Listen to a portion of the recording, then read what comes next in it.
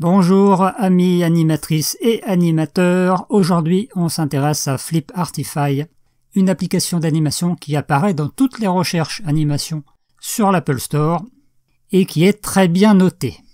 Alors c'est une chose qui m'a un petit peu surpris, car j'ai testé 30 applications d'animation sous Android et FlipArtify a été la plus mal notée. Donc on va voir ce qu'elle a dans le bide dans sa version iOS. À savoir, l'appli est gratuite, mais si vous souhaitez vous affranchir des pubs, il faudra vous abonner pour 35 € par an. À ce tarif-là, on va certainement être épaté par ses fonctionnalités. Déjà, première chose qui compte, on n'est pas assommé de publicité comme sur Android, où c'était vraiment insupportable. Il y a pas mal de templates pour vous aider, si vous ne savez pas dessiner. Bon, ok. Pour les projets perso, on a les formats de vidéo de base, paysage, portrait et carré, ça c'est bien. Et on a du choix pour le décor de fond, ce qui n'était pas le cas sur la version Android. Ici, vous avez l'icône pour zoomer avec les doigts sur la feuille de dessin. Ok, là c'est le réglage du pinceau. Le choix des brosses n'est pas très intéressant. Bon, on se contentera du crayon classique. Vous avez la gomme et un choix de forme géométrique.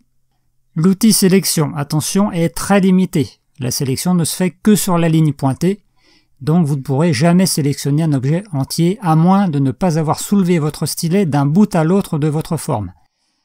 On va dire que c'est quasiment impossible ou en tout cas très compliqué.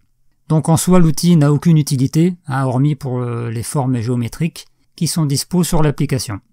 Donc là, dans cet exemple-là, j'aurais aimé cliquer sur tout le pourtour du corbeau, mais comme je l'ai dessiné en plusieurs morceaux, si on peut dire, eh bien, je ne vais pas pouvoir le faire.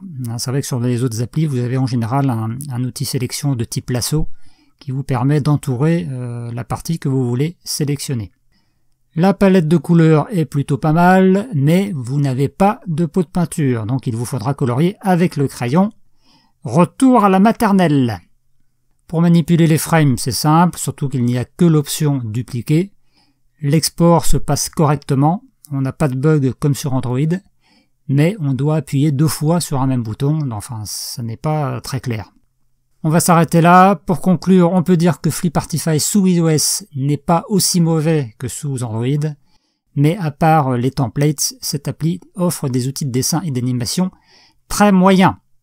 Évidemment, fuyez l'abonnement annuel qui est tout bonnement une arnaque. Si après je vous mets les avantages et les inconvénients, et après avoir lu tout ça, eh bien je vous souhaite une bonne semaine et soyez imaginatifs. À la prochaine.